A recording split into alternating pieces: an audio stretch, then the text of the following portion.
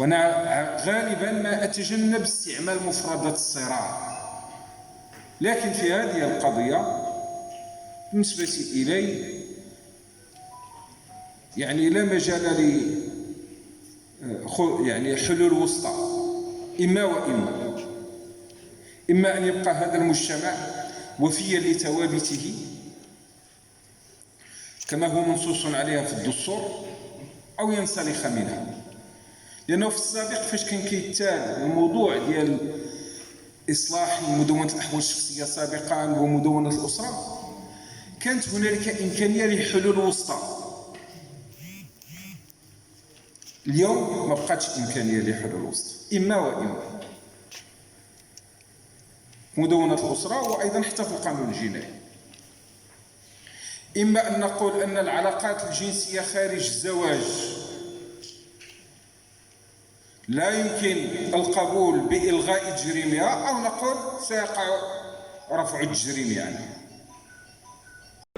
في إطار النقاش الوطني حول التعديلات المتعلقة بمدونة الأسرة، ينظم اليوم حزب العدالة والتنمية الكتابة الجهوية للحزب بتنسيق مع منظمة نساء العدالة والتنمية ندوة علمية حول هذا الموضوع يناقشه من أبعاده الشرعية والقانونية والحقوقية.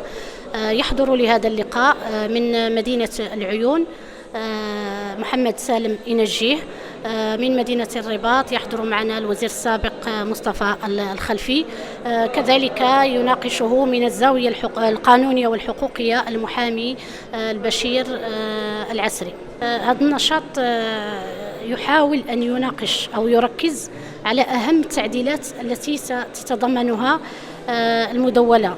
نعرف أنه تقريبا منذ 18 سنة صدور هذه المدونة عرفت مجموعة من التعديلات، إلى أنه مع هذه التحولات المجتمعية والتحولات القانونية التي وجدت مجموعة من الثغرات القانونية، تم الشروع في فتح هذا النقاش من مختلف وجهات النظر، سواء الجانب التشريعي أو الجانب القانوني، الجانب الفقهي، بكل الأبعاد.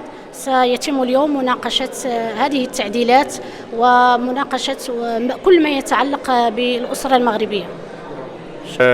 تأتي هذه الندوة اللي بعنوان تعديل مدونة الأسرة بين السياقات الدولية والوطنية والأبعاد الشرعية والقانونية، اللي كتنظمها الكتابة الجهوية لحزب العدالة والتنمية بالتنسيق مع المنسقية الجهوية للنساء العدالة والتنمية.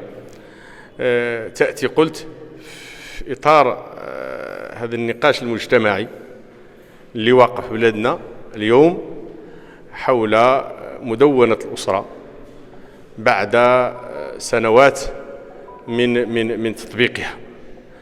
هذا النقاش اليوم هو مساهمة، هذه الندوة هي مساهمة في هذا النقاش، اللي كنقولوا اليوم أن أي مراجعة لهذه المدونة ينبغي أن تنطلق أولا من الثوابت ديال المرجعية ديالنا، المرجعية الإسلامية، وهذا الشيء اللي هو أساسي، وقد أكد عليه جلالة الملك حفظه الله في خطاب واضح عندما قال أنه لا يحل حراما ولا يحرم حلالا.